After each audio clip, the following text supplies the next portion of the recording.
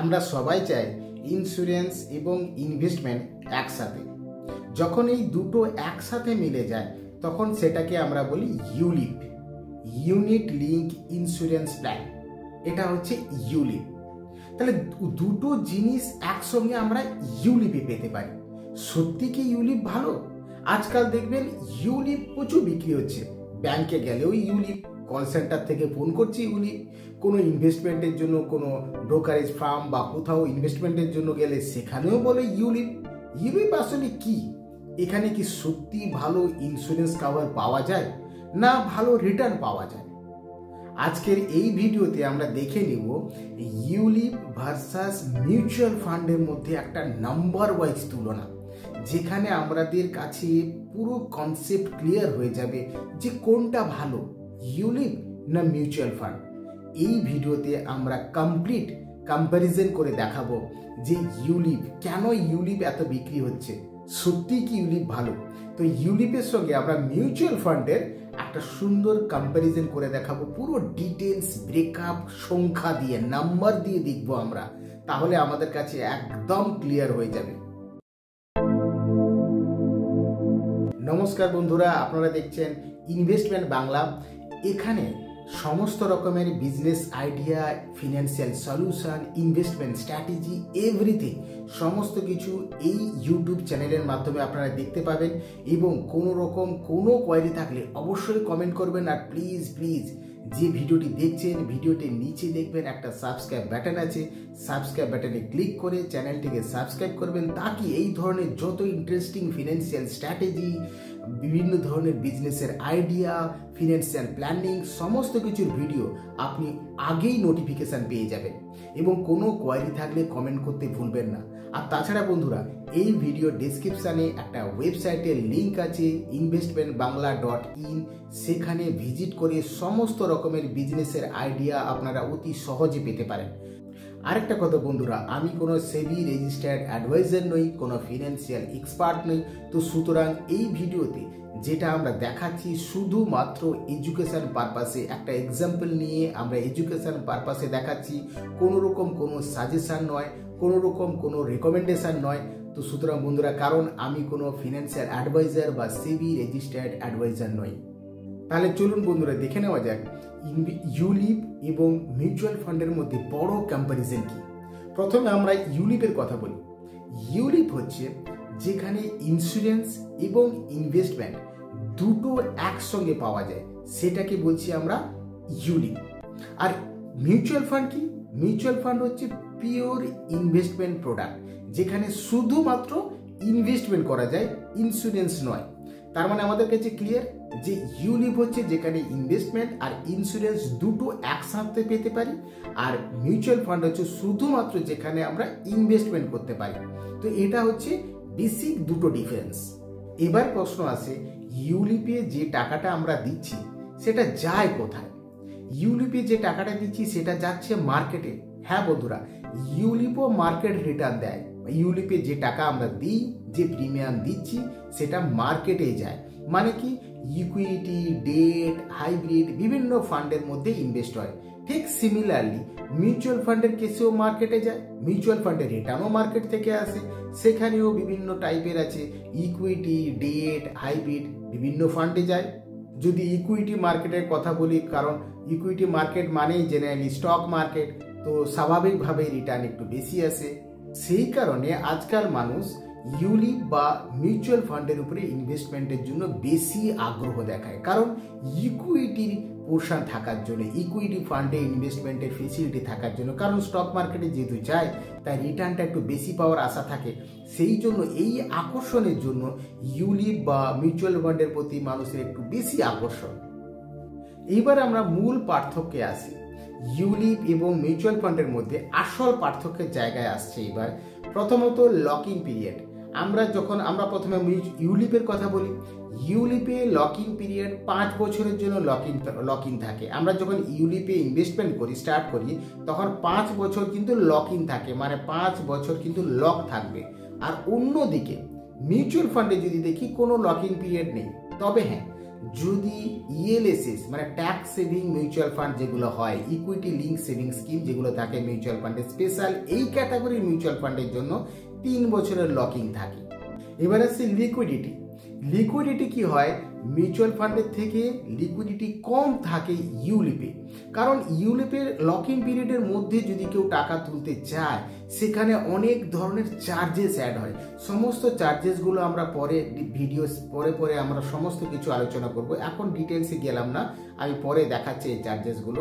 ইউলিপে 5 বছরের যে লকিং থাকে, লকিংয়ের মধ্যে যদি টাকা তুলতে চায় তাহলে সেখানে কিন্তু অনেক ধরনের চার্জেস পে করতে হয়। মিউচুয়াল ফান্ডের কেসে সেই রকম কোনো লকিং থাকে না, তার জন্য খুব সহজেই আমরা টাকা তুলতে পারি। তবে যদি ইএলএস মিউচুয়াল ফান্ডের কেসে হয় যেখানে 3 বছরের লকিং থাকে, তো সেই ক্ষেত্রে যদি লকিং পিরিয়ডের আগে টাকা তুলতে চাই তবে সেক্ষেত্রে একটা চার্জেস কাটতে পারে এবং ট্যাক্স বেনিফিটও বাতিল হতে পারে। এবার আসছি মান্থলি পেমেন্ট। মান্থলি পেমেন্টের কেসে ইউলিপে কোনো মান্থলি পেমেন্ট আমরা স্কিপ করতে বা পজ করতে পারি না, মানে কম্পালসারি ইউলিপে আমাকে মান্থলি পেমেন্ট দিতেই হবে, কোনো রকম কোনো পজ করার বা ক্যান্সেল করার জায়গা নেই। কিন্তু মিউচুয়াল ফান্ডের কেসে কিন্তু মান্থলি পেমেন্ট আমরা এসআইপি থ্রু জেনারেলি করে থাকি, তো সেক্ষেত্রে আমরা কিন্তু মান্থলি পেমেন্ট পজ করতে পারি। এবার আসছি ট্যাক্স বেনিফিটের কথায়। ট্যাক্স বেনিফিট ইউলিপের কেসে আমরা 1.5 লাখ পর্যন্ত 1.5 লাখ পর্যন্ত ট্যাক্স বেনিফিট পেতে পারি। সেক্ষেত্রে কিন্তু মানে ট্যাক্সের সুবিধা আছে ইউলিপের প্রিমিয়াম এবং কাভারের উপরে। কিন্তু মিউচুয়াল ফান্ডের কেসে যদি দেখি, মিউচুয়াল ফান্ডের কেসে যদি ইএলএসএস ক্যাটাগরি মিউচুয়াল ফান্ড হয়, মানে ট্যাক্স সেভিং যদি মিউচুয়াল ফান্ড হয়, সেক্ষেত্রে কিন্তু আমরা 1.5 লাখ পর্যন্ত আমরা ট্যাক্স বেনিফিট পেতে পারি আন্ডার 80C। এবার আসছি capital gain tax. Capital gain tax ইউলিপের কেসে ক্যাপিটাল গেইন ট্যাক্স আছে 10% ট্যাক্স দিতে হয় যদি 1 লক্ষের উপরে যে গেইন হচ্ছে, যদি 1 লক্ষের উপরে যদি গেইন হয় তাহলে সেক্ষেত্রে ক্যাপিটাল গেইন ট্যাক্স দিতে হয়। তবে পুরো প্রিমিয়ামের উপরে হয় না, যেমন 2.5 লাখ পর্যন্ত এক্সাম থাকে। ধরে আমি বছরে 3 লাখ টাকা করে দিচ্ছি, তাহলে সেক্ষেত্রে 2.5 লাখ এক্সাম হচ্ছে, 2.5 লাখ বাদ যাচ্ছে, মানে 50,000-এর উপরে যে লাভ হচ্ছে সেখানে আমাদের ক্যাপিটাল গেইন ট্যাক্স দিতে হয়। তো মিউচুয়াল ফান্ডের কেসে যদি দেখি, এখানেও সে একইর উপর LTCG long term capital gain tax আছে 10%, সেক্ষেত্রেও আমাদের 1 লাখের উপরে যে ইনকাম হচ্ছে তার উপরে আমাকে এলটিসিজি 10% ট্যাক্স দিতে হচ্ছে। এখন আমরা দেখব চার্জেস নিয়ে। চার্জেসের কেসে যদি দেখি আমরা, চার্জেস কিন্তু ইউলিপের চার্জেস অনেক বেশি মিউচুয়াল ফান্ডের থেকে। আমরা একটা এক্সেল শিটে কমপ্লিট চার্জেসের ডিটেলস দেখব যে ইউলিপে কি কি চার্জেস লাগে, আমরা ডিটেলসে আলোচনা করব যে চার্জেস নিয়ে। আর মিউচুয়াল ফান্ডের যদি কথা দেখি তাহলে কিন্তু ইউলিপের থেকে অনেক কম চার্জ লাগে। এবার আমরা দেখব লাইফ কাভার নিয়ে।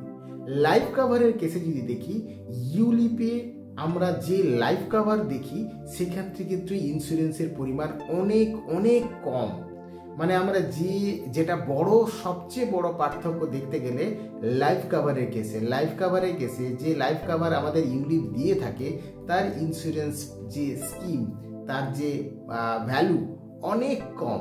সে তুলনায় যদি মিউচুয়াল ফান্ডে দেখি, মিউচুয়াল ফান্ডে কিন্তু কোনো লাইফ কাভার থাকে না। এবার আমরা কিন্তু এইটা কমপ্লিট এক্সেল শিটে আমরা একটু পরেই দেখব যে লাইফ কভার আমরা কতটা পেতে পারি ইউলিপ থেকে। আমরা যে বারবার বলি ইন্স্যুরেন্স প্লাস ইনভেস্টমেন্ট, সেই যে ইন্স্যুরেন্স লাইফ কভারের যে ইন্স্যুরেন্স সেটা কতটা বেশি বা কতটা কম, আমরা যখন এক্সেল শিটে ডিটেলসে দেখব তখন আমাদের মধ্যে একদম ক্লিয়ার হয়ে যাবে যে আসলে ইউলিপের লাইফ কভার বলতে কি আছে। তো সুতরাং সেই কম্পারিজন করি, একটু পরেই আমি করে দেখাচ্ছি। তো এখন যদি আমি সেটা দেখি তাহলে দেখতে পাবো যে লাইফ কভার পরিমাণ অনেক অনেক কম। আর মিউচুয়াল ফান্ডের কেসে কিন্তু কোনো লাইফ কভার থাকে না।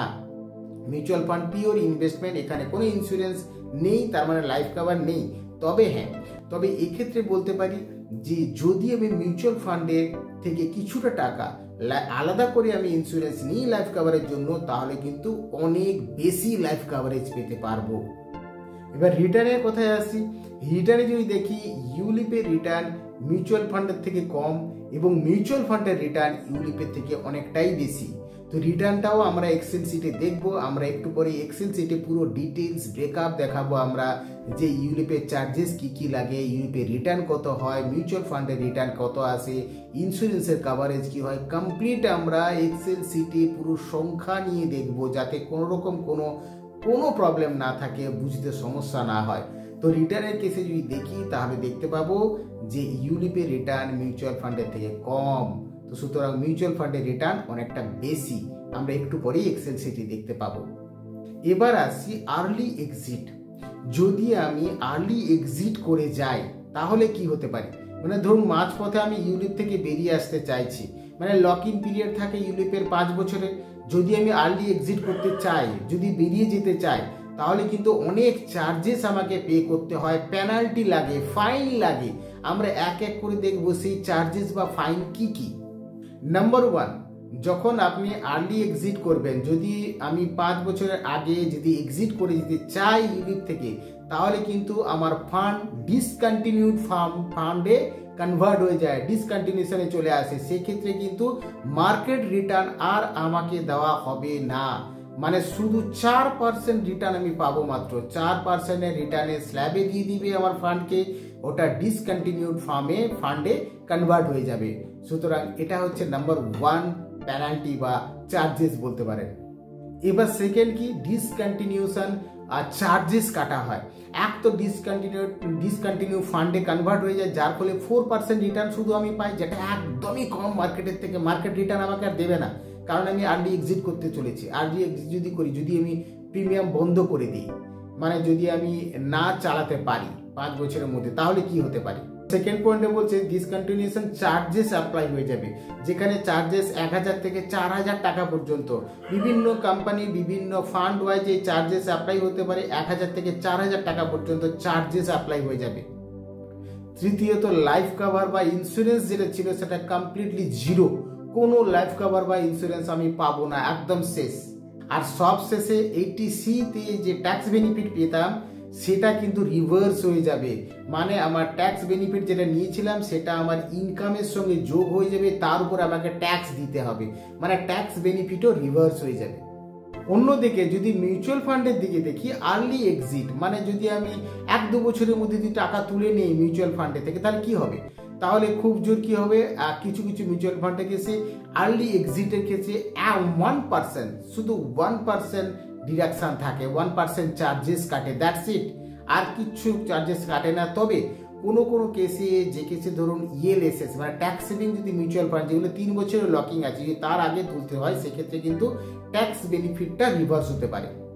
তাহলে এই কম্প্যারিজনে আমাদের কাছে একটা জিনিস ক্লিয়ার, যে ইউলিপের থেকে মিউচুয়াল ফান্ড প্লাস ইন্স্যুরেন্স যদি আলাদা করে নিই, তাহলে ইউলিপের থেকে অনেক ভালো অপশানস দেখা যাচ্ছে। মানে কি দাঁড়াচ্ছে, মানে যদি আমি ইউলিপ আর মিউচুয়াল ফান্ডকে আলাদা করে দেখি, এই কম্প্যারিজন থেকে একটা জিনিস একদম ক্লিয়ার হয়ে গেল, যে ইউলিপের থেকে মিউচুয়াল ফান্ড অনেক বেটার। যদি তার সঙ্গে ইন্স্যুরেন্স আলাদা করে নিই, তাহলে কিন্তু অনেকটা বেটার জায়গায় আছে ইউলিপের থেকে mutual fund plus separate insurance. এবারে আমরা এক্সেলে কমপ্লিট ডিটেলসটা করে দেখব। এক্সেলে আমরা পুরো সংখ্যা দেখব, নাম্বারের কম্পারিজন দেখব, এক্সেলে পুরো ডিটেলসটা করে দেখব মিউচুয়াল ফান্ড ভার্সাস ইউলিপের একটা এক্সাম্পল নিয়ে আমরা দেখব। তবে বন্ধুরা, এই এক্সাম্পলটা শুধুমাত্র এডুকেশন পারপাসে, কোনো রেকমেন্ডেশন নয়, কোনো সাজেশন নয়, কোনো আমার প্রিয় ফান্ড নয়, কোনো ইউনিক আমার পছন্দের ইউনিক নয়, কোনো প্রমোশন নয়, জাস্ট কম্প্যারিজন একটা এডুকেশন পারপাসে বোঝানোর জন্য নিচ্ছে আমরা এই ইউনিক ফান্ড বা মিউচুয়াল ফান্ড বা ইন্স্যুরেন্স প্রোডাক্টটা এক্সেলে আমরা কমপ্লিট এর কম্প্যারিজন করে দেখাচ্ছি। আমরা ইউনিক প্ল্যান নিলাম, যেখানে ইন্স্যুরেন্স এবং ইনভেস্টমেন্ট একসঙ্গে হবে, আর একটা ELSS মিউচুয়াল ফান্ড নিলাম, মানে ইকুইটি লিঙ্ক সেভিং স্কিম, মানে ট্যাক্স সেভিং মিউচুয়াল ফান্ড নিলাম, যেখানে ইনভেস্টমেন্ট শুধু হবে। আরেকটা নিলাম টার্ম ইন্স্যুরেন্স, যেখানে pure term insurance, pure insurance নেওয়া যায়। এখন যদি আমরা ইউলিপে দেখি, ধরুন আমরা প্রতি বছর 1.2 লাখ মানে 1,20,000 টাকা করে প্রিমিয়াম দিচ্ছি, মানে মাসে 10,000 করে প্রিমিয়াম। এইভাবে আমরা 10 বছর ধরে ইনভেস্ট করছি। 10 বছর ইনভেস্ট করলাম, 10 বছর যদি ইনভেস্ট করি, তাহলে আমরা 10 বছরের রিটার্ন কত পেতে পারি তা হিসাব করে দেখব। এক্সেল শিটের মাধ্যমে আমরা দেখাবো। এখন ইউলিপে ঠিক কি চার্জ কাটা হয় যদি দেখা হয়, ফার্স্ট আমরা দেখছি প্রিমিয়াম অ্যালোকেশন চার্জ, যেখানে এই চার্জ প্রথমে কাটা হয় সাধারণত 5% পর্যন্ত কাটা হয়, কিন্তু ইউলিপে এটা থাকে কিছুটা, সব প্ল্যানে একরকম নয়, তো মোটামুটি আমি 5% ধরে নিচ্ছি। এরপরে আছে পলিসি অ্যাডমিনিস্ট্রেশন চার্জেস, এই চার্জটাও থাকে সাধারণত 6% যেতে পারে, 6% পর্যন্ত আমার পলিসি অ্যাডমিনিস্ট্রেশন চার্জেস কাটা হতে পারে। কারণ কি, সর্বোচ্চ IRDAI ইন্স্যুরেন্স রেগুলেটর যারা, তারা লিমিট করে দিয়েছে, মানে ক্যাপ বসিয়ে দিয়েছে যে সর্বোচ্চ 6,000 টাকা পর্যন্ত কাটা যেতে পারে। এরপরে আসি ফান্ড ম্যানেজমেন্ট ফি, এই চার্জ কাটা হয় ফান্ড ম্যানেজার আপনার টাকা যেভাবে ইনভেস্টমেন্ট করছেন তার জন্য ম্যানেজমেন্ট একটা ফি আছে, সেখানেও IRDAI ক্যাপ দিয়েছে যে সর্বোচ্চ 1.35%, মানে প্রতি বছর পার অ্যানাম পর্যন্ত এই টাকা নেওয়া যেতে পারে। প্রায় সব ফান্ড হাউসই এই রেঞ্জের মধ্যেই চার্জ করে। এবার আসি মোর্টালিটি চার্জ। মোর্টালিটি চার্জ মানে যেখানে ইন্স্যুরেন্সের পার্ট চার্জ হয়, এটা ইন্স্যুরেন্সের মধ্যে চার্জ হয়, মানে প্রতি 1000 জন পলিসি হোল্ডার্সের মধ্যে কতজন মারা গেছেন সেই ডেটা অনুযায়ী এই চার্জ নির্ধারিত হয়, যেটা গড়ে ধরা যায় 1.29 প্রতি 1000 জনে। তো এটা তাদের অ্যাকচুয়াল ক্লেম ডেটা থেকে নেওয়া হয়েছে, তো এটা হচ্ছে মোর্টালিটি চার্জ। এরপরে আসছে জিএসটি সব চার্জের উপরে মোটামুটি 18% জিএসটি আলাদা করে নেওয়া হয়। তো এখানে দেখা যাক যে সব চার্জ কেটে ইউলিপে আমাদের হাতে ঠিক কত টাকা আসে তাহলে, আর ইনভেস্টমেন্টের টাকাটা কত। তো দুটো জিনিস দেখতে পাচ্ছি আমরা, প্রথমত যে একটা লাইফ কভার ইন্স্যুরেন্সের প্রোটেকশন পাচ্ছি, দ্বিতীয়ত যেখানে যে কতটা রিটার্ন আসছে। তো লাইফ কভার নিয়ে কথা বলি, ইউলিপে সাধারণত যে অ্যানুয়াল প্রিমিয়াম থাকে তার 10 গুণ লাইফ কভার দেয়, মানে যদি আমি প্রতি বছর 1,20,000 টাকা প্রিমিয়াম দিই, প্রতি বছর 1,20,000 টাকা প্রিমিয়াম দেওয়া, মানে তাহলে লাইফ কভার দাঁড়াবে আমার যে 12 লাখ টাকা, তার মানে আমার 10 গুণ 12 লাখ টাকা লাইফ কভার দাঁড়াচ্ছে। এখন একটু ভেবে দেখি যে আমি বছরে 1.2, মানে এখানে দেখি যদি আমি বছরে 1,20,000 টাকা দিই, মানে আমার লাইফ কভার হচ্ছে 12 লক্ষ টাকা। এখন প্রশ্ন হচ্ছে 12 লক্ষ টাকা কি আজকের দিনে কোনো পরিবারের জন্য যথেষ্ট? ইন্স্যুরেন্সটা এমন বেশি নয়, 12 লক্ষ টাকা এমন বেশি ইন্স্যুরেন্স কাভারেজ নয়, মানে কোনো যদি ইমার্জেন্সি বা বিপদ ঘটে সেক্ষেত্রে আমার যা পরিবারের ভবিষ্যৎ, সেক্ষেত্রে 12 লক্ষ টাকা এমন কিছু আমার হেল্প হবে না। মানে বেশিরভাগ মানুষই এই অ্যামাউন্ট একদমই মানে ভেবে নিতে পারবে না, মানে কখনোই এর জন্য বিশেষ একটা অ্যামাউন্ট দাঁড়াচ্ছে না। মানে আজকের দিনে যদি একটা মোটামুটি একটা মেজারমেন্ট করা হয় তাতে 12 লক্ষ টাকা খুব একটা ইন্স্যুরেন্স দাঁড়াচ্ছে না। তার মানে এত প্রিমিয়াম দিচ্ছি অথচ ইন্স্যুরেন্স প্রোটেকশান অনেক অনেক কম পাচ্ছি। তাহলে বলতে পারি যে ইউলিপের লাইফ কভার আসলে ইন্স্যুরেন্সের মতো বলে কিছু হয় না, এটা প্রায় জিরো ইন্স্যুরেন্স বলতে পারা যেতে পারে। ইউলিপে ইন্স্যুরেন্স কিছু নেই। এবার আসছি রিটার্ন কি দিচ্ছে আমাকে ইউলিপে রিটার্নে যদি দেখি যে ইউলিপে মোটামুটি 18.09% রিটার্ন পাওয়া গেছে ধরা যেতে পারে। এখানে যদি ধরে নিই যে প্রতি বছর 2.5 লক্ষেরও কম প্রিমিয়াম দিচ্ছি, 2.5 লক্ষর কম হয়েছে, মানে কোনো ট্যাক্স কাটা হয়নি, মানে এখানে কোনো ট্যাক্স কাটা হয়নি। কিন্তু যদি আমরা বছরে 2.5 লক্ষের বেশি প্রিমিয়াম দিই তাহলে সেই গেইনের উপরও ট্যাক্স দিতে হবে। এখন যদি আমি নিচে দেখি তাহলে দেখি যে আমি যদি সব চার্জ হিসাব করি, এক্সেলে যা চার্জ আছে তাহলে সব চার্জ যদি হিসাব করি এটা, তাহলে প্রিমিয়াম অ্যালোকেশন চার্জটা শুধুমাত্র বছরে 2 বছরে কাটা হচ্ছে প্রিমিয়াম অ্যালোকেশন চার্জটা, আর বাকি সব চার্জেস মানে fund management charges, policy admin charges, mortality, তো পুরো পলিসি পিরিয়ড ধরেই কাটা হচ্ছে। এভাবে পুরো ইউলিপের যদি হিসাব করি তাহলে তো বলা যেতে পারে যে এখানে মিউচুয়াল ফান্ডের থেকে রিটার্ন আমরা কতটা কম পাচ্ছি বা বেশি পাচ্ছি। এখন আমরা যদি মিউচুয়াল ফান্ডের যদি মিউচুয়াল ফান্ডের আমরা রিটার্ন বা চার্জেস দেখি, সেক্ষেত্রে আমরা কি দেখতে পাবো, এবং একটা ইন্স্যুরেন্সও লাগছে, কারণ ইউলিপে আমরা ইনভেস্টমেন্ট প্লাস ইন্স্যুরেন্স দুটো নিয়ে আমরা টেবিলটা দেখলাম যে কত ইনভেস্টমেন্ট করছি, অ্যানুয়ালি প্রিমিয়াম কত দিচ্ছি, এবং তার চার্জেস কি লাগছে, এবং তার রিটার্ন কি পাচ্ছি, লাইফ কভার কি পাচ্ছি, আমরা পুরোটাই জানলাম। এবার আমরা যদি মিউচুয়াল ফান্ডের দিকে দেখি যে মিউচুয়াল ফান্ডে ইনভেস্টমেন্টের কেসে কি হবে, এবং আমার ইন্স্যুরেন্সও লাগবে। তো আমি যদি ইন্স্যুরেন্স ধরি, তো ইন্স্যুরেন্স আমরা অ্যানুয়ালি কত প্রিমিয়াম দিচ্ছিলাম, 1,20,000 টাকা প্রিমিয়াম দিচ্ছিলাম। তো 1,20,000 টাকা যদি প্রিমিয়াম দেই, তার কিছুটা আমি যদি ইন্স্যুরেন্সে নিতে চাই, তো ইন্স্যুরেন্সে ধরে নিচ্ছে আমার 1 কোটি টাকার একটা লাইফ কভার লাগবে। কারণ আজকের দিনে যা মার্কেটের অবস্থা, যা এক্সপেন্স, যা ফ্যামিলির কন্ডিশন, তাতে মোটামুটি আমার একটা 1 কোটি টাকার লাইফ কভার তো লাগবেই লাগবে। তো একটা 1 কোটি টাকার লাইফ কভার নিতে গেলে আমাকে কতটা প্রিমিয়াম নিতে হচ্ছে? তো যদি আমি 1,20,000 টাকা যে অ্যানুয়াল প্রিমিয়ামটা, তার আমি যদি মিউচুয়াল ফান্ড প্লাস ইন্স্যুরেন্স দুটোতে আমি ভাগ করে নিই আলাদা করে, তাহলে আমার 1 কোটি টাকার প্রিমিয়াম, 1 কোটি টাকার যদি লাইফ কভার নিতে হয়, আমাকে কত দিতে হচ্ছে?